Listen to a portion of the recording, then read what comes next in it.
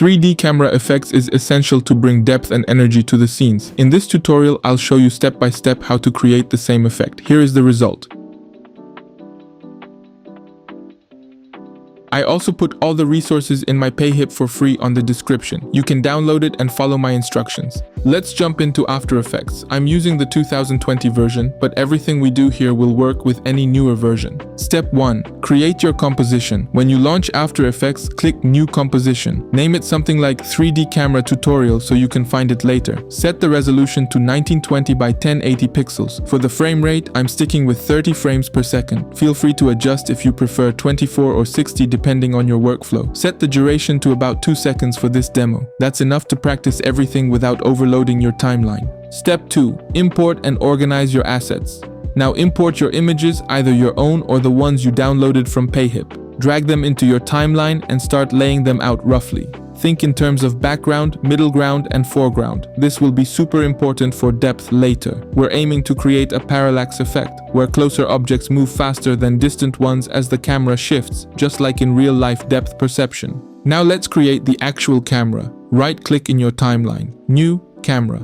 A window will pop up with a few settings. I recommend setting the angle of view to 50 degrees. This defines how wide your camera lens is. Think of it like zooming. The smaller the value, the more telephoto your camera acts.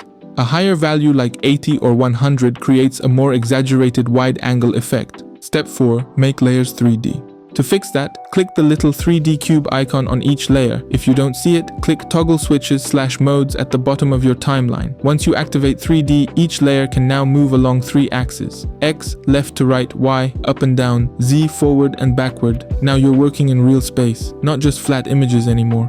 Step 5. Adjust your camera view. Press C on your keyboard to bring up the camera orbit tool. Rotate the view and you'll see that. Yep, everything's still on the same plane. That's because all the layers have the same Z position by default. Press V to go back to the selection tool, then switch to 2 views, horizontal. This gives you both a top-down and side view, super helpful for positioning layers in 3D space. Start placing your layers. Push background elements like clouds farther back, Z equals 300 to 600. Pull foreground elements like the character closer to the camera, Z equals -200 or -300. Leave middle ground elements somewhere in between. Take your time here. You want to space them out in a way that makes sense visually. Now switch back to one view and press C again to orbit the camera. And look at that, we've got real depth now. This result is the base of the parallax effect. Step 6. Control the camera with a null object. To control the camera easily and cleanly, we're going to use a null layer. Do right-click, New, Null Object, then parent the camera to the null using the Pick Whip tool.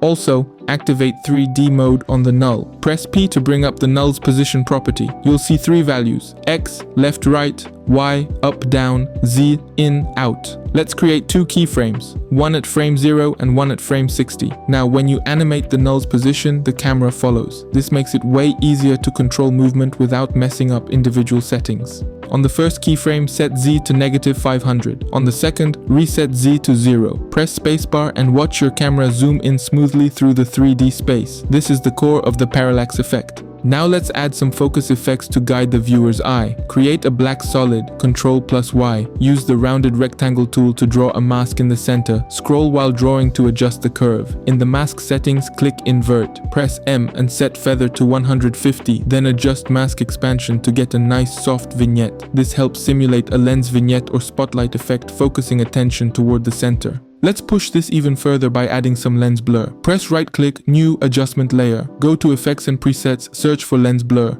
Drag it onto the adjustment layer.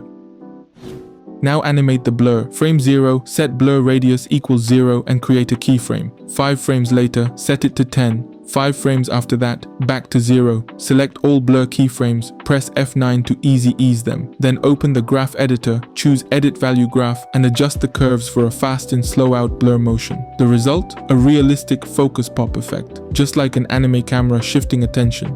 Step 7. Customize your shot. Now that the camera motion is done, feel free to personalize. You can replace the background, add text or particles, adjust the speed of the zoom, or add some rotation while zooming. This is where you make it your own. And that's it. You now know how to use 3D camera movement in After Effects to create professional level animations, with dynamic motion, real depth, and cinematic effects.